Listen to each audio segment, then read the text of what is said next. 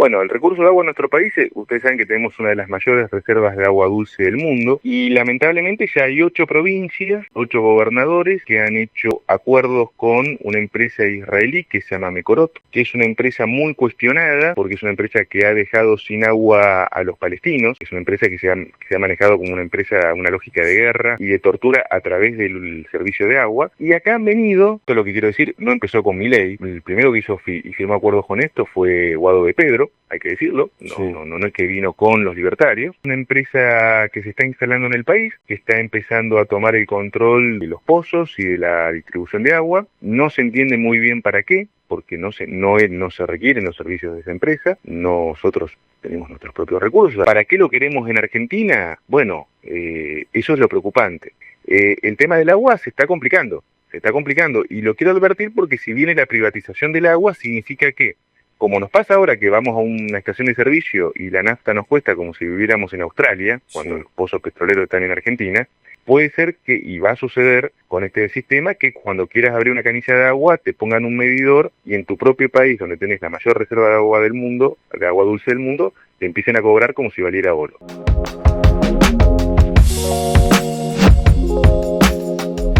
César Biondini, sí, que es dirigente del Frente Patriota. No sé si me escuchás, César. Buen día, Juliana Torresi te saluda. Contame acerca de la propuesta del espacio de ustedes en cuanto a seguridad y justicia, en cuanto a la reforma, ¿no?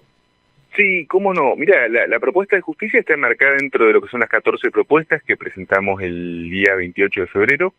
La propuesta de justicia, incluso te digo, en parte Santa Fe ya lo tiene esto, porque ustedes están en un proceso de reforma y te cuento sinceramente, nosotros lo estudiamos ese proceso para la ciudad. Nosotros acá en la ciudad tenemos una policía que es la policía justamente de la ciudad y lo que planteamos es que la policía de la ciudad está sobrepasada, está sobrecargada, porque más allá de lo que es naturalmente acción de prevención del delito y patrullaje, que es la función de cualquier fuerza de seguridad, también acá está la función de investigación, la función de hasta de enviar notificaciones de cédulas judiciales, digamos, ¿no? Entonces hay muchos recursos de la policía de la ciudad que están destinados o derivados hacia funciones que no le son propias a la fuerza. Entonces por eso planteamos desdoblar a la fuerza, es decir, que se mantenga la policía con la totalidad de los recursos, no quitarle absolutamente nada, sino crear paralelamente otra fuerza que es la policía judicial, que de hecho en Santa Fe ya hay un proyecto, está en marcha, que se encargue específicamente de la investigación y de todos los trámites judiciales. Esto significa que la policía de la ciudad queda asignada a su función primigenia, que no se encargue, o sea, llega hasta el punto de, bueno, va al hecho, releva las pruebas y las envía a la policía judicial que se encarga de hacer todo el proceso de investigación, todo lo que es el papeleo, las investigaciones, criminalística, etcétera, etcétera. De esa forma optimizar recursos y garantizar un funcionamiento correcto. Ahora, acá te hago una salvedad para que la gente lo entienda, la policía de la ciudad depende del Poder Ejecutivo. Sí. Nosotros planteamos que la policía judicial dependa del Poder Judicial. ¿Por qué? Por una cuestión de independencia de poderes, que haya un control. Porque bueno, en Santa Fe ocurre y en todas las provincias ocurre, en nuestro país, que el Ejecutivo, cuando tiene un poder absoluto, empieza a interrumpir las investigaciones. En la ciudad pasa. Tenemos 18 años de macrismo, bueno, lamentablemente muchas situaciones a veces se tapan.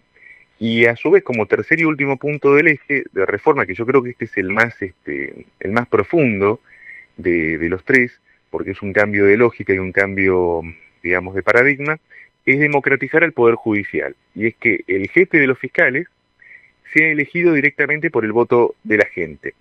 ¿Qué tiene que ver esto?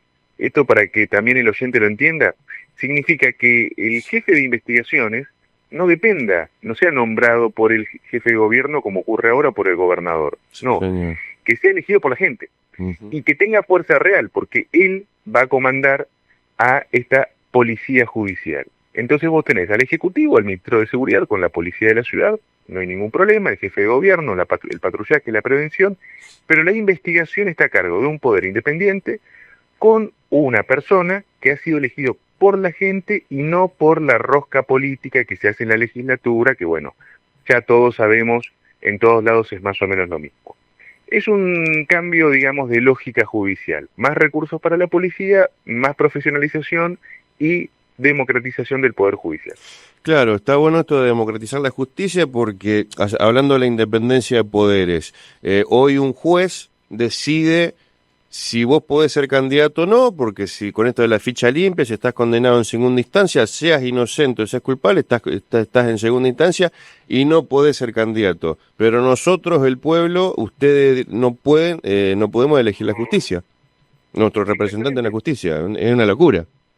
Es una locura. De hecho, en pocos países del mundo hay una restricción tan grande como acá. O sea, los jueces se terminan eligiendo por acuerdos en el Senado. Bueno, de hecho lo estamos viendo con el caso de los jueces de la Corte Suprema, Sí, sí. donde tenemos dos, hasta ahora uno, el próximo a asumir, que están asumiendo por un decreto presidencial. Y esos son los jueces del máximo tribunal del país. Entonces, o sea, acá tenemos que parar la pelota y decir, ¿hacia dónde vamos? Hacia un camino, digamos, de más democracia o de más autocracia. Porque lo que Milei, por ejemplo, ha puesto en marcha es un plan autocrático. Es decir, él está gobernando básicamente por decreto. Sí. Y forzando al Congreso a que le vote todo. Entonces, ahora, ¿qué está haciendo hoy Milei? Hoy está presionando a distintos gobernadores, incluyéndolo a Puyaro, para que de alguna forma le cedan los votos para su capricho. Bueno, esto tiene que terminar, por eso digo, la lógica es, listo, que empecemos a democratizar, no anarquizar, porque también hay ciertas cuestiones que hay que conservar, cierto orden institucional, pero por ejemplo, el Consejo de la Magistratura en el orden nacional, bueno, lo escuchamos a Luis Juez el año pasado cuando estaban debatiendo el curso de el destino de un juez y él dijo por teléfono, alguna moneda le vamos a sacar. Eso es lo que estamos manejando. Quiero que se entienda, esa es la imagen gráfica de lo que es el Consejo de la Magistratura. Un diputado, en caso un senador, hablando una moneda le vamos a sacar. Sí. Muy patético. Es impresionante con el nivel de impunidad que se mueven algunos personajes, porque si este audio se te filtraba a vos o se le filtraba a algún dirigente del campo popular, es un escándalo. Pero por supuesto, esto mínimo hubiera merecido una investigación, por lo menos cruzar un llamado y decir con quién está hablando y de qué está hablando, o sea, darme un contexto, porque no sé, dicho en el marco de una sesión de esas características, es una cuestión muy delicada, pero bueno, es un poco el paradigma, ¿no?, del caso Libra, ¿no?, que el gobierno está muy enojado de por qué lo están investigando, pero lo están investigando porque es un hecho escandaloso, lo está en todas partes del mundo. Por eso digo, Poder Judicial, y fíjate vos esto, fiscal del caso Libra hasta ahora no pidió los teléfonos de los Milei, lo primero que pediría cualquier fiscal normal. Por eso hablo de la democratización, por eso hablo de que el jefe de los fiscales sea elegido por la gente, porque la gente hoy, a ver, podemos ir al Congreso a protestar, podemos pararnos frente a la Corte Suprema y protestar, pero la verdad es que sigue manejándose bajo la lógica de la familia política. Y eso es lo que tenemos que romper y quebrar. Bien.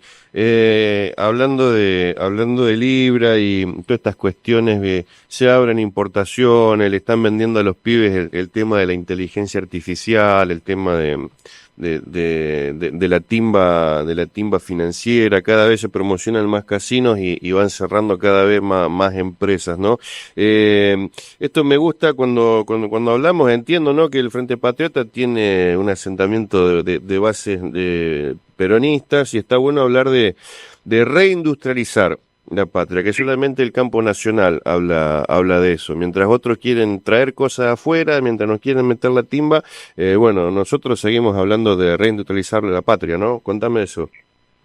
Sí, nosotros, bueno, te voy a hablar un poquito de la ciudad de Buenos Aires y después te lo hago extensivo a Santa Fe. Nosotros, obviamente, apostamos a lo que es la reindustrialización. La ciudad de Buenos Aires es un caso muy particular y, si vos querés, emblemático, porque en su momento estuvo industrializada, después se fue desindustrializando con la sucesión de gobiernos, digamos, de corte liberal. Hoy la ciudad de Buenos Aires es simplemente una ciudad de servicios, es una ciudad donde reina la especulación financiera y la especulación inmobiliaria, donde tenemos 1 millón de pobres. Hace 2 noches atrás se emitió un informe donde se mostraba que en Puerto Madero, que es el barrio más caro de la ciudad, bueno, duermen los vaqueros, los chicos que consumen paco, los que roban los cables, se agarran a cuchillazos a la medianoche a la vista de todos los vecinos. Entonces nosotros hablamos de la generación de trabajo. En el caso de la capital, de la ciudad, específicamente hablamos de una reindustrialización. No tenemos el territorio de repente como para poder hacer grandes industrias con las industrias con chimenea. Por eso apostamos a la industria biotecnológica, a la industria de la parte, bueno, de lo que es defensa, porque hablamos de la construcción de drones, de la construcción justamente de piezas mecánicas. Sí hablamos, porque nosotros tenemos un enorme sistema de subtes, de que esos coches, que esas carrocerías sean construidas en la ciudad. Tenemos la experiencia de lo que fue Materfer, fue fundamental. Entonces, ¿por qué nosotros tenemos que importar de China vagones que ya son de segunda selección? Y te lo amplío ahora el criterio, digo, porque esto estoy hablando de la ciudad, pero para el oyente le va a interesar Santa Fe, lo amplío para nivel nacional. O sea, Santa Fe es una provincia altamente competitiva, con toda una tradición en la parte metalmecánica, con la proyección también sobre los puertos.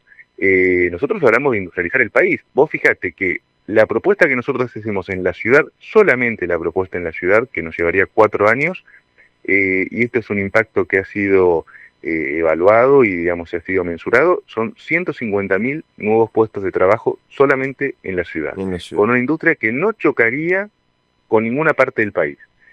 La industrialización en Santa Fe, en Entre Ríos y en toda la región del litoral es totalmente factible y necesaria. Es necesaria tenemos el campo, tenemos los ríos, tenemos obviamente la parte aérea, que poca explotación se le da, y la industrialización es la única forma de generar empleo. O sea, el resto es la especulación financiera, es esto. El Bitcoin la semana pasada estaba a $96.000, hoy está a 80.000 y sigue cayendo. O sea, digo, no podemos basarnos en la especulación financiera como forma de generación de riqueza. Sí, señor. Estaba recorriendo acá las propuestas. Bueno, todas son interesantes y nos merecemos 10 programas para hablar de todo. Pero algo de redes sociales, protección digital. Contame acerca de esto. Bueno, ahí eso es algo que yo creo que es interesante a nivel nacional, que es lo que hablamos de la figura un poco de acoso, y yo me atrevería a decir hasta de terrorismo digital. Es decir, las redes sociales son un ámbito donde estamos la mayor parte de la población involucrada, donde hay muchos ataques, hay mucha violencia, y todo eso también hay mucha gente que actúa desde el anonimato. Y el anonimato genera que se generen campañas, a veces contra personas individuales en la mayor parte de los casos, muchas veces políticas. Entonces nosotros lo que planteamos es que tiene que haber una figura penal que castigue los ataques virtuales. Y te lo digo en 2 ámbitos. El ámbito político, bueno, lamentablemente los libertarios tienen algo que se denomina en la jerga el troll center, que es un grupo de operadores que se encarga específicamente de atacar a todo aquel que hable en contra de mi ley. No es un ataque menor, es un ataque donde se practica la publicación de datos personales, lo que se llama en la jerga también el doxeo, donde te publican, bueno, dónde viví, quién sos, tus datos, donde llaman a tu trabajo, te empiezan a acosar. O sea, pasa de la virtualidad a la realidad. Sí. Por el otro lado, también hay una cuestión, que digo que el oyente, el vecino lo sabe, lo que le pasa a los chicos. Es decir, hay ataques, los chicos también sufren acosos, hay acosos de mayores contra menores, hay problemas entre chicos. Entonces hablamos de una responsabilidad digital, la instauración de una cantidad de figuras penales que castiguen este tipo de acciones y que también hagan hincapié en la responsabilidad de las empresas proveedoras, esto es, la Meta, que maneja Facebook, Instagram, la responsabilidad de X, porque cuando vos pedís un informe sobre quién es el usuario que está detrás de esa cuenta falsa, las empresas no se hacen responsables. Esto fue lo que pasó en Brasil el año pasado, que tuvo una gran discusión Lula con Elon Musk, que, si ustedes recuerdan, estuvo bloqueado Twitter X durante un par de semanas, hasta que Elon Musk reconoció y puso un representante de X en Brasil. Nosotros pedimos lo mismo, es decir, si vos tenés un problema, que tengas a quien reclamar, que hoy por hoy lamentablemente no existe. Por eso hablamos de este concepto de acoso y de terrorismo digital y formas de combatirlo. Exactamente. La verdad que está muy interesante el proyecto. Bueno, y te dejo de toda la agenda. Ahora vamos a hablar también del agua, pero dentro de toda la agenda que tenemos acá del Frente Patriota, elegime un tema de que no hayamos hablado y desarrollámelo, así cerramos con el tema de las propuestas, pero bueno, invitamos a la gente a que se sume a las redes del Frente Patriota, ahí está todo. Sí, sí, sí, mira, si quieren seguir, pueden seguirnos por cualquier red social. Tenemos el Facebook, Instagram, TikTok y obviamente X. Nos pueden seguir por Frente Patriota. En el caso personal mío, me pueden seguir por César Biondini o Biondini César, pero bueno, me van a encontrar de las dos formas. Mira, el último punto que me parece que también hace la cuestión nacional, si me permitís, es muy, muy cortito, es la parte de educación. Y mira, el tema educativo nosotros planteamos lo siguiente: un chico con hambre no aprende. Entonces hablamos de que las escuelas públicas, tanto a nivel primario como secundario, sean con un doble turno optativo. Digo optativo porque hay padres que te pueden decir que sí, padres que te pueden decir que no. Hay un turno, obviamente, que es el obligatorio, el de la educación formal, que es la que todos tenemos y tuvimos, y un segundo turno, un contraturno, que sea de talleres. Talleres ya sea de formación, si vos querés, en la parte mecánica, en la parte informática, también en la parte artística, y por supuesto formación en deportes. Eso es para garantizar que el chico, digamos, tenga una formación, pueda tener una salida laboral y sobre todo tenga, digamos, una formación integral. Pero hay un punto importante en esto, que es la alimentación. Tenemos una emergencia alimentaria. Hay chicos que no comen, hay chicos que no llegan a comer a veces 2 comidas diarias. Por eso planteamos que en vez de la escuela se los alimente con desayuno, almuerzo y merienda reforzado. 3 de las 4 comidas. Hay muchos padres que quizás te digan, no lo necesito, pero hay padres que sí lo necesitan. Claro, sí, sí, sí, sí. Y eso es fundamental, digo, incluso te lo digo a nivel de deporte. Muchos deportistas actuales que podrían ser de élite se lesionan por la falta de alimentación, porque sus huesos, su cuerpo no está bien alimentado, entonces, como se dice, se rompen, digamos, de nada. Y lo último que te digo es también el tema del puente universitario, que nosotros planteamos que la escuela secundaria ya tenga un puente específico con el mundo universitario, con acuerdos con universidades nacionales, que en quinto año tengas un test de orientación vocacional obligatorio para que los chicos sepan hacia dónde pueden ir, o sea, cuáles son sus capacidades primordiales, y que tengan la preparación desde quinto año para acceder a la universidad, si lo quieren, digamos, ¿no? Y eso me parece que es un plan conjunto que, si bien está desperdigado, es muy de la escuela privada, y la escuela pública, salvo honrosas excepciones, no lo ha puesto en práctica. Nosotros lo que proponemos es que esto se ponga en práctica en todas las escuelas públicas, obviamente de la ciudad en principio, pero aspiramos que sea también a nivel nacional. Bien. ¿Tenés el número aproximado de cuántas instituciones educativas públicas y cuántos alumnos en promedio hay en la ciudad? Mira, escuelas públicas hay alrededor de unas 20.000 aproximadamente. Te estoy diciendo números que no los tengo que confirmar, Sí, pero sí, es sí, más o sí. menos el número. El mundo de alumnos sí es fácilmente son más de 500.000 de chicos. Claro. Es una cantidad gigantesca. Ojo que tenemos una ciudad que está envejeciendo, ese es un punto que también abordamos, que es una ciudad que hay cada vez menos nacimientos. Mira, te voy a dar un ejemplo práctico. Ayer fui con mi esposa, fuimos a ver una salita de 3 para mi hijo, Sí. a visitar un lugar, y me sorprendí porque el promedio de que entramos a las salitas nos mostraba la maestra, digamos, de las salitas, de 3, de 4, de 5, y el promedio de alumnos era de 8 o 10 chicos. Sí. Yo recuerdo que éramos 20, fácil, cuando yo era chico, y me dijo, no, me dice, lo que pasa es que hay cada vez menos nacimientos y hay cada vez menos chicos. La ciudad está envejeciendo, la ciudad, hay cada vez menos nacimientos, esto no es un fenómeno de porteño, esto es un fenómeno a nivel nacional, y eso es muy, muy comprometido o comprometedor para el futuro de la Argentina. Digo, en 20 o 30 años vamos a tener un enorme promedio de gente, de adultos mayores, porque la expectativa de vida está subiendo, y muy pocos jóvenes. Claro. Con lo cual nosotros hablamos de la promoción del concepto de familia, no imposición, pero sí que las familias jóvenes tengan la posibilidad de tener hijos, porque hoy tener un hijo es un Sí, presupuesto. en esta incertidumbre la gente ya ni quiere agrandar la familia ni tener. Es que es producto de la crisis. Sí, señor. Entonces esto no es solamente un tema económico, es un tema cultural. Entonces digo, bueno, tratemos de ver, porque esto es un tema de supervivencia de un pueblo. Sí. O sea, un pueblo que empieza a dejar de tener hijos es un pueblo que a la corta o a la larga va a terminar extinguiéndose. Entonces, bueno, nosotros hablamos de los chicos y también hablamos a los futuros chicos, o sea, la protección justamente de esas vidas, y no es simplemente decir, bueno, traigo al chico y bueno, que haga lo que quiera, tipo, bueno, que se arregle como pueda.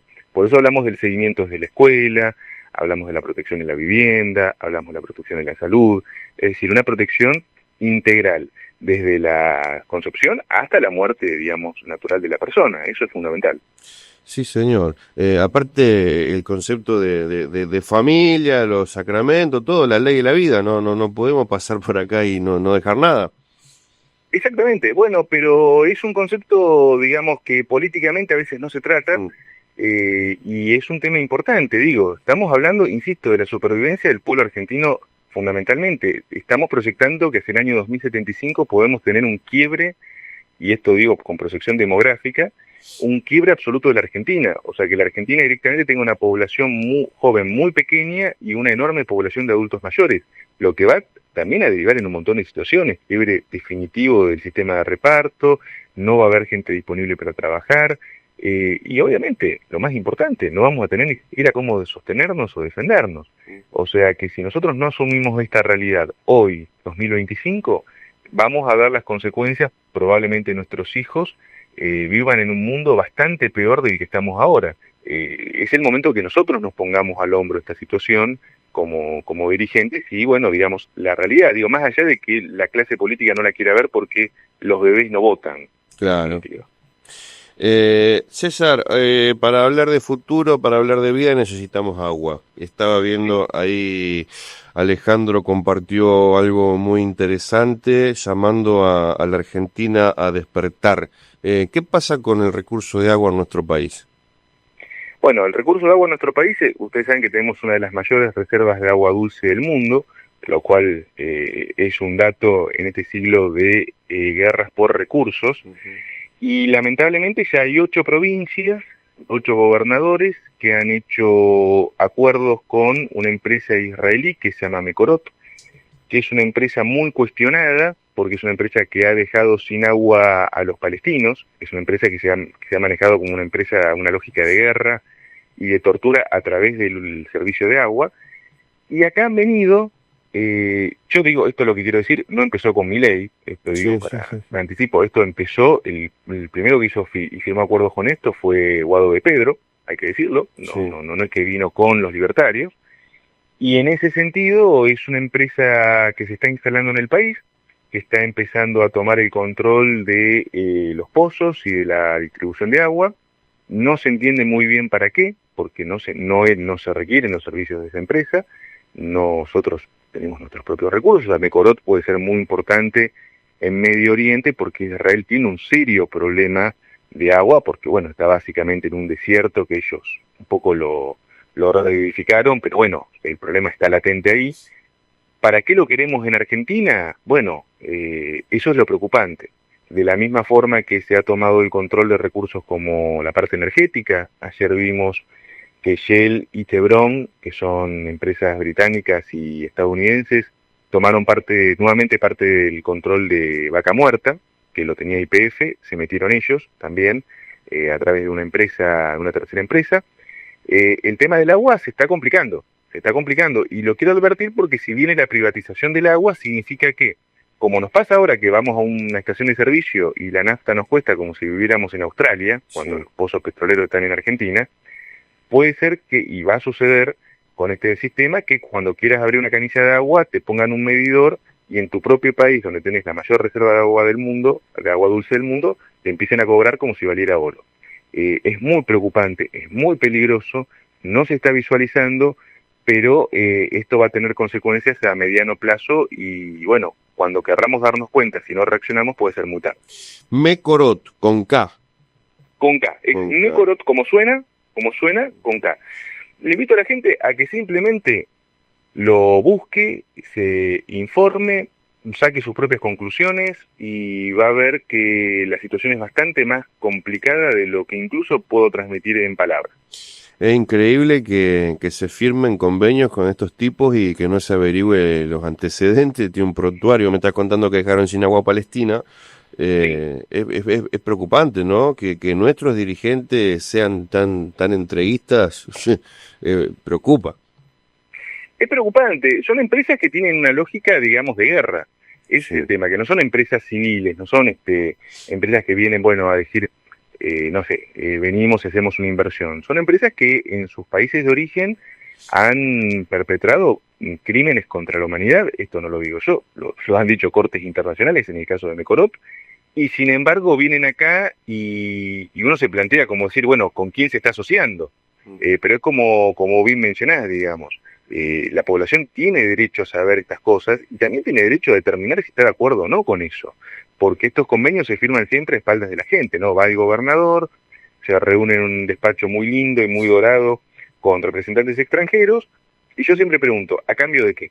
Claro. ¿No? ¿Para qué los querés? Si la Argentina puede, a ver, que nosotros no podemos administrar nuestra propia agua, que necesitamos que vengan desde Asia para controlar nuestra agua, bueno, no, creo que acá hay un problema mucho más profundo que eso. Estaba viendo el mapa que comparte Alejandro y, Sí. por ejemplo, Santa Fe aparece pintada de celeste, que sería convenio parcial, y hay otras que son con control total. ¿Me puede explicar en qué consiste el convenio parcial y el total, el control total?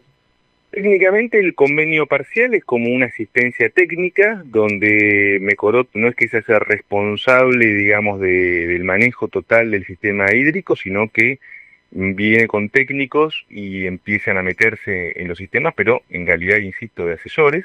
Y el control total es cuando Mecorot directamente se hace cargo de todo el sistema de distribución de agua, y eso es peligroso porque, a ver, y esto lo quiero mencionar, hay muchos acuerdos, de hecho los acuerdos que se firmaron con Mecorot son acuerdos de carácter secreto, Claro. o sea, no son acuerdos públicos. De hecho, el año pasado surgió, si no recuerdo mal, de una de las provincias de la Patagonia, creo que era de Río Negro o de Chubut, la memoria me está fallando ahora, pero surgió el acuerdo, el convenio, y es un acuerdo brutal, es un acuerdo donde básicamente a Mecorot se le da acceso irrestricto a todos los sistemas de hídricos de la provincia, donde ellos incluso tienen un derecho de explotación por 50 años, una cuestión que primero que no se justifica bajo ninguna circunstancia, y en segundo término que implica en términos prácticos la entrega literal del agua a esta empresa.